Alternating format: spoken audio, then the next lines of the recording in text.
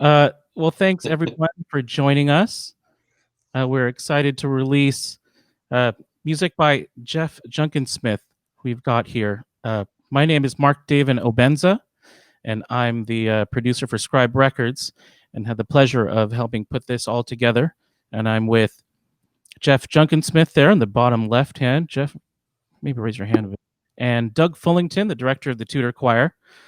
And we're excited to share with you this new release with some interesting film by Brandon Sterling Baker, who isn't with us, but did a great job sending some footage on top of this beautiful music. If you are interested in the recording, there's more information on Scribe Music, and there's a link in the description where you can check it out. It isn't digitally released yet, but it should be any day now. So we'll give an announcement once it's ready for you, all of you to buy in great quantities. And feel free to leave a comment or question in the comments, and we'll respond to them as we can through the broadcast. So and thanks again for joining us. Why don't we just briefly introduce ourselves? Let me start with Doug Fullington, the director of the Tudor Choir. Sure. Hi, everyone. It's great to be here. It's great to be here with you, Jeff, and you, Mark. I direct the Tudor Choir, and we've been around a long time, since '93, which was a little after I met Jeff. So it's just, I know we'll talk more about it, but it's a real pleasure to sing your music, Jeff, and to have the opportunity to record it and get it out. Well, thanks, Doug and Mark, both you guys. I was just realizing I've known you guys for almost 30 years, which means like since we were like 2 or something. And I would just like to say thank you both very much, because to be able to make music that people of your caliber take seriously is really, it's a dream come true. So thanks very much. I'm excited about this too. Yeah, I mean, it's always great to get acquainted with your music. I think maybe some of you tuning in might know the Compline Choir, which is where all 3 of us got together. And I think it was early 2000s when we were thriving right there in that Compline corner at St. Mark's Cathedral. And I think a lot of this music really came out of that experience from all of us. And I don't know, Jeff, you want to talk about your experience at Compline? And you were one of the regular composers. Regular, I don't know, but I did make a few things for the Compline Choir. It was an amazing experience. It was back in the days when Peter Halleck was leading the group. Peter was always such a not only an inspiration, but just such a wonderful, loving person. And every time I brought something into the choir, he would always at least give it a read through and give it his all. And so I feel like the Compline Choir was really seminal for me because again, there were a bunch of great guys who could sing and could read, and Peter was always such a supportive person. And then there were you guys, and yeah, I mean, and then so the rest is history, as they say. Yeah, Doug, why don't you say, what was your experience like in Compline Choir and kind of getting a chance to discover Jeff's music? Oh, it was great. I mean, for all kinds of reasons. I was sitting here trying to think. I mean, one, Jeff's your voice and writing is really unique, and it was apparent right away. And fun to sing your pieces. They're a challenge, and every voice part is such a great melody. But just the way things come together, the harmonies you use, I mean, they're really unique, but they also fit in, I feel like, with Halleck's aesthetic in Compline. There's a little bit of austerity to it in a really beautiful way. The pieces worked really well in the room. And all through the 90s there, you were coming along with different pieces and adding them to the rep. And I mean, these were regularly sung pieces. It was wonderful. Yeah, I think they still do sing some of them. I know Peter was funny in that he called everybody doctor because Peter got a honorary doctorate from Cambridge. Was it? Was it Cambridge? I don't know. Yeah, I think it was Cambridge. But anyway, he figured he said that if he could be a doctor, everybody should be a doctor. So he called everybody doctor, and it was that sort of just humility and humor, and the fact that he didn't take his own music terribly seriously. Well, at least to the point of being all haughty about it. But I felt just welcome to bring stuff in, and I have to say that I totally stole the triad from him. He uses that all the time, and I thought, why not? It's beautiful. So there you go. You learn in theory class, don't use second inversion triads, but I use them all the time. Yeah, Complin's been a great place for a lot of composers to kind of come out and contribute to the whole service that's been going on for 40 or 50 years or something, right? It's kind of incredible. And I didn't get to write for it. I probably shouldn't have anyway, but I had the pleasure of singing your stuff and work with other musicians. I feel like, local legends go through Complin Choir. I don't know if anyone knows that, but it definitely feels that way. Doug, you want to say a few things about what people are about to hear today and about the repertoire? Yeah, so we've got 3 pieces that Jeff composed for the Complin Choir in the 1990s. And then around 2000 or so, I asked Jeff if he'd write a larger scale work for the Tudor Choir. And we were trying to model it after 16th century pieces called votive antiphons that are just really big pieces. They would last 10, 15 minutes. And so I suggested a text to you. We might have looked at different ones. Like, here's this sprawling Latin text. Here's what I remember, Doug, is that I said, okay, I would love to make a piece for the Tudor Choir, but the hardest thing is finding a text. And so you handed me a stack of old, fairly obscure 16th century pieces. Here, take one the text. And I frankly don't remember what the setting was, but I took that text from somebody else's setting of it. Yeah, I think there's one other setting of this piece, and you just made this tremendous work that just, it's like a journey, and it's beautiful. It's a pleasure to sing. So we got together to record that piece along with a new Nico Muhly piece that we had sung on a concert in 2018. So shortly after that, we got together for a single session at St. Mark's, and we put those down. I know we also read through your Candlemas propers then, but we just ran out of time. And then we had another session the following year over at Holy Rosary in West Seattle, which is when we did the 3 shorter Complin pieces. And then we recorded just some short chants, which I just thought might work well in an album setting to separate your pieces, a little bit like palate cleansers. They're just short chants, and the text of the chant sort of relates to the Right. theme, the textual theme of your piece. So we paired those, and then we were getting to the point they were edited. Mark said, okay, these are ready to go. And I thought, well, what if we're going to release them and have them available online, what if we have something to pair with them visually? So that's when I asked Brandon Sterling Baker, whose main job is as a lighting designer. He's a tremendous world-class lighting designer, but I had seen he had done some films once the lockdown started. And I thought maybe Brandon would like to create some film for this. So he did. He lives in Manhattan, and he was able to film there. He had some sort of wooded areas near his house. And also, to go with the third piece that we're going to see, Come Down, O Love Divine, he attended and participated in one of the Black Lives Matter marches in New York City. And he has some wonderful footage of the sort of populace of Manhattan coming together. And so I think, like Mark's pointed out, the films really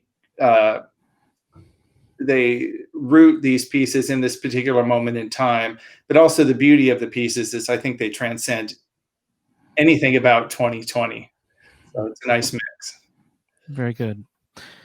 Well, without further delay, I think we'll share with you the first 3 videos, and then we'll have we'll do a little more talking, and then have open it up for any questions you might have. Just a quick thank you for, I know some of the singers hopped on to say hello, Margaret, Oren, and a few guests, Glenn Smith and Christine. Thanks for hopping in and throwing a comment. Um, yeah, so if you're just tuning in, hope you'll throw in a comment or question, and we'll try to get to them during break. But here are the first 3 videos.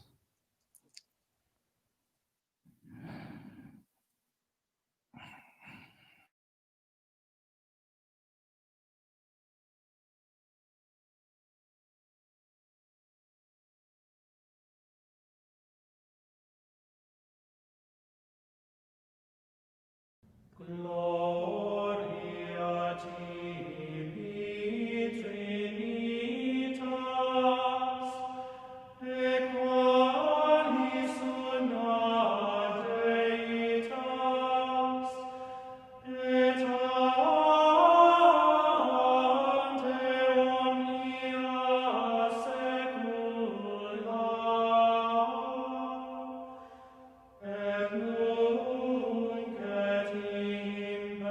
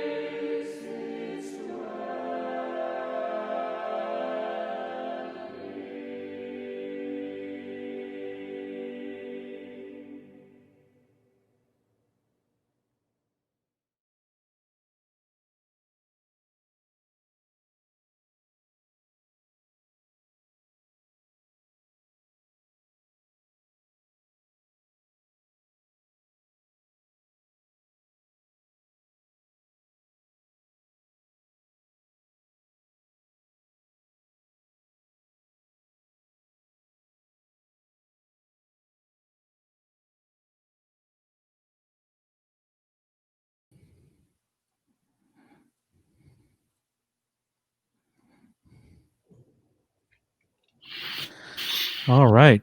Can you guys hear me? Yeah. Oh, good. Clear. Oh, good. Well, what a lovely treat that was. Yeah, Jeff, you have such and several comments about this, such a distinctive compositional voice. It is like being taken through tonal centers.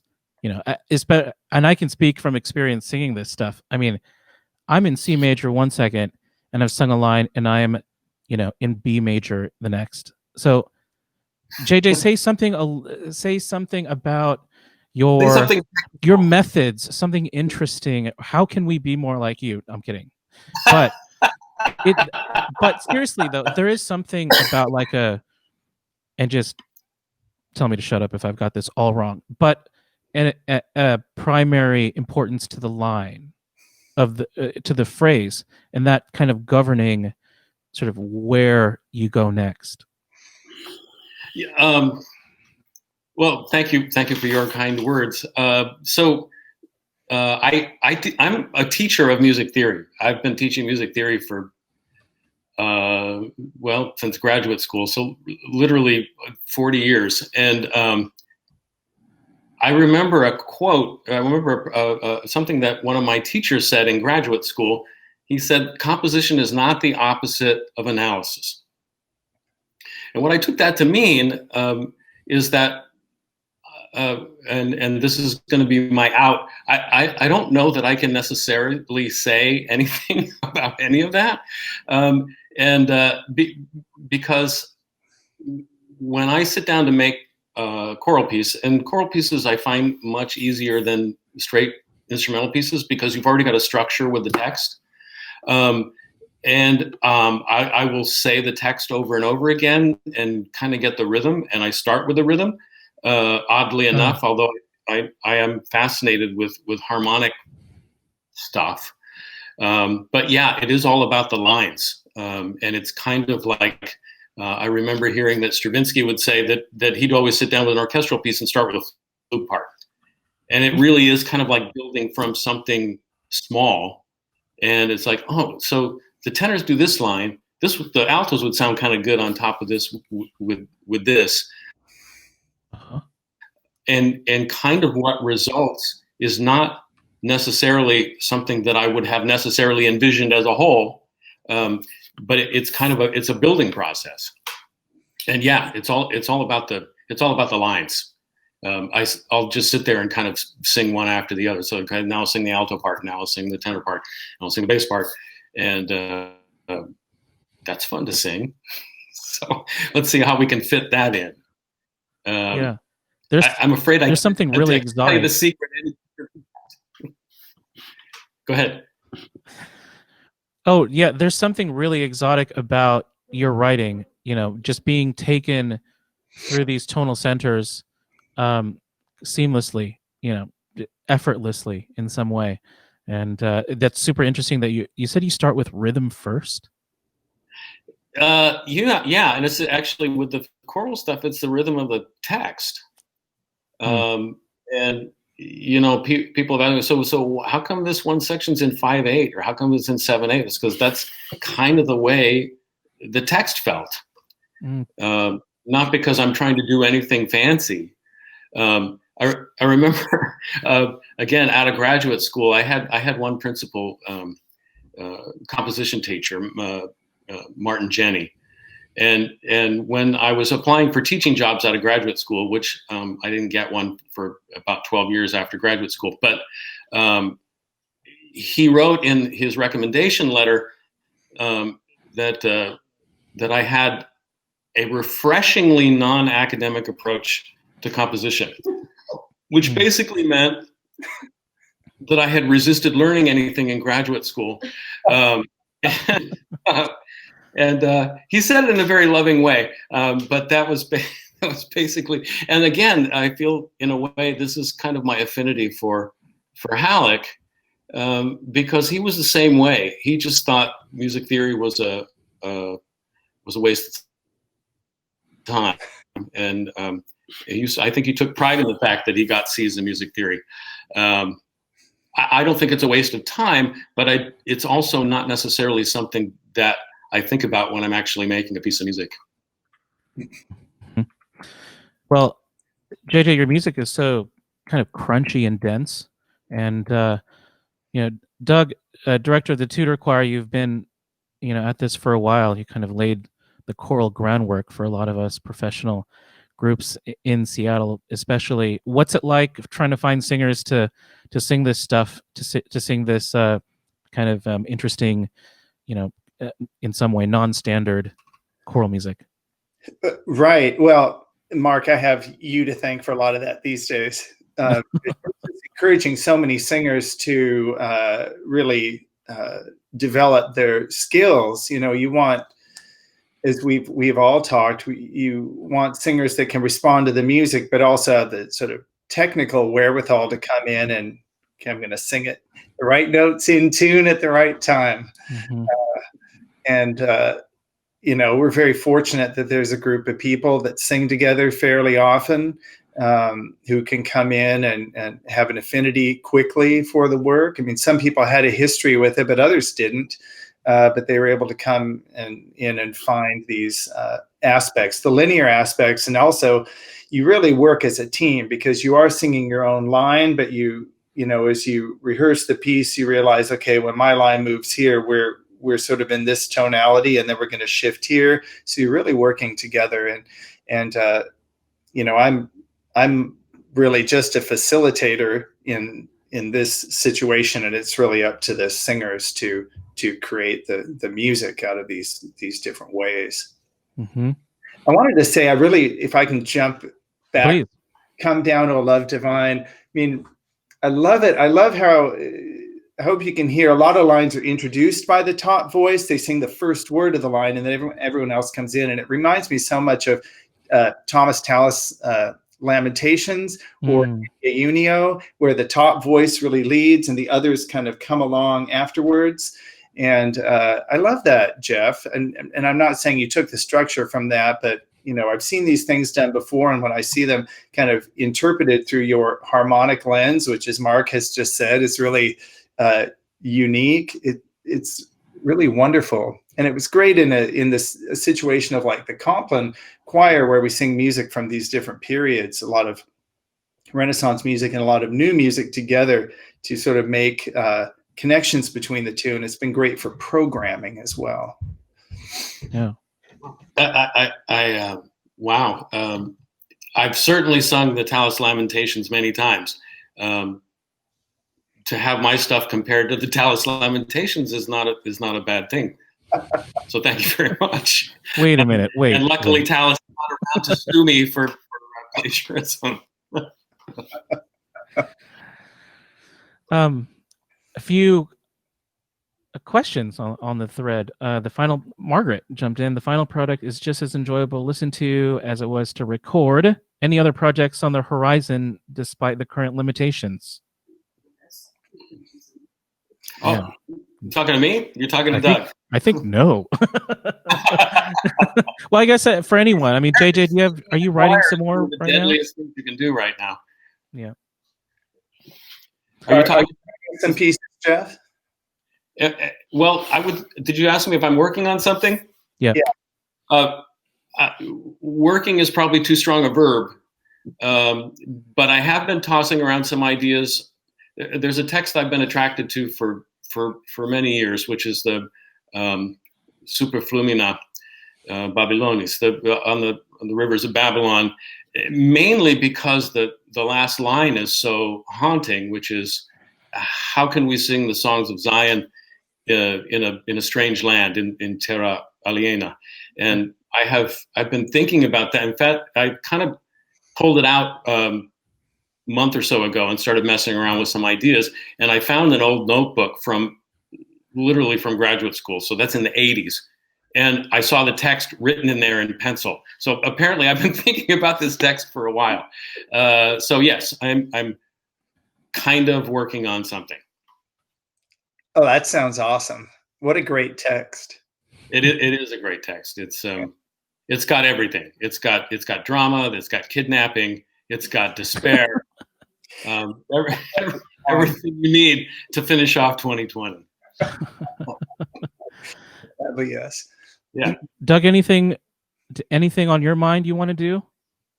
I'd love to do more of your music, JJ. We've got this set of Candlemas propers. Candlemas is a feast where the candles were blessed. It's celebrated on Groundhog's Day. And Jeff wrote us a wonderful set of 4 of the propers for the Mass, which we performed a couple of times. They are challenging, but beautiful. And I want to find a context within which to record those. Oh. You totally have my permission to do that. Well, thank you. Yeah, of course, this is a really tough time for choirs to do anything, as singing is akin to bioterrorist attack at the moment. Mark, you've mastered the remote edit for choir. You put out some really beautiful things that have been so encouraging to hear over these past few months. So thank you. Yeah. Oh no, thank you. It's a tough time, and it's actually kind of pushing on, a couple of interesting philosophical issues as musicians. Like, what's the value of a live concert? Is this too perfect? Since we have the technology now to make everything perfect. Anyway, these are big questions for another day. But it would have been great, all of you tuned in, to share this music with you in person. But I have to say, this opportunity to experiment with mixing media here a bit with JJ's music and chant, and great film footage by Brandon Sterling Baker, who was, I think, popped in for a moment. Brandon, yeah, Brandon, shout out. Yeah, shout out. That's great stuff, and what a sort of a kind of also a kind of a commentary on our current moment. Didn't realize that that this kind of combination of media could have that sort of effect. So that was a great opportunity to do that.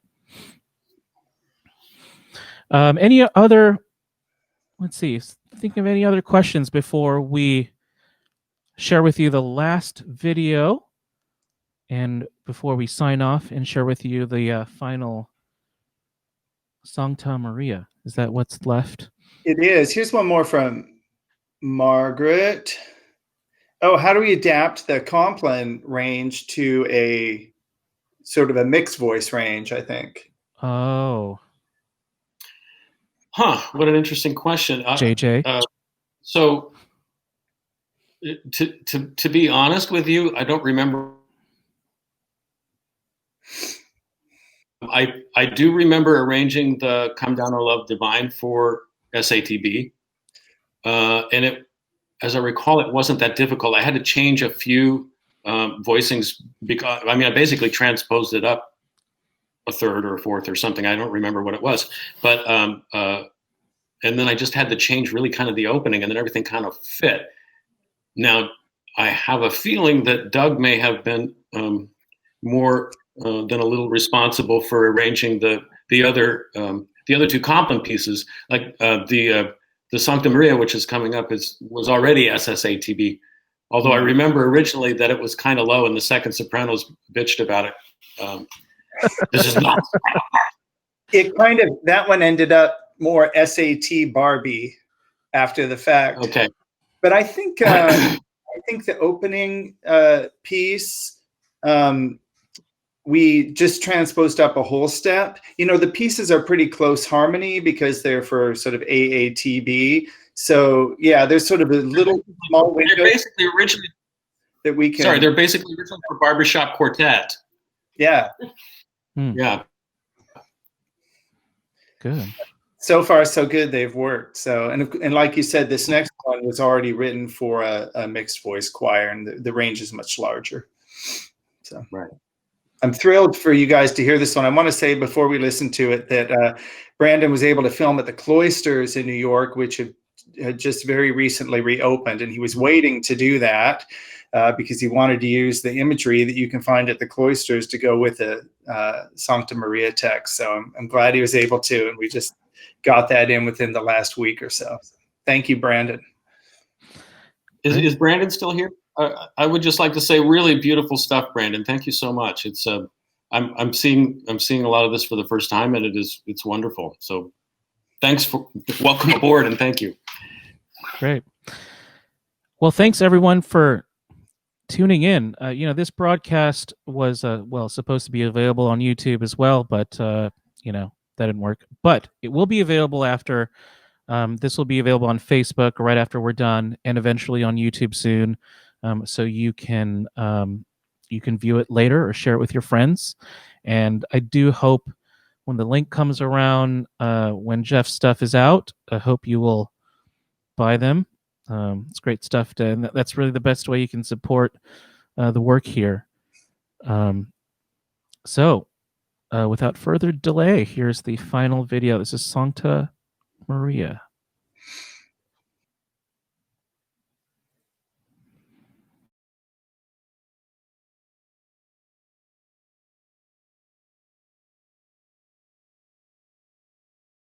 Thank you.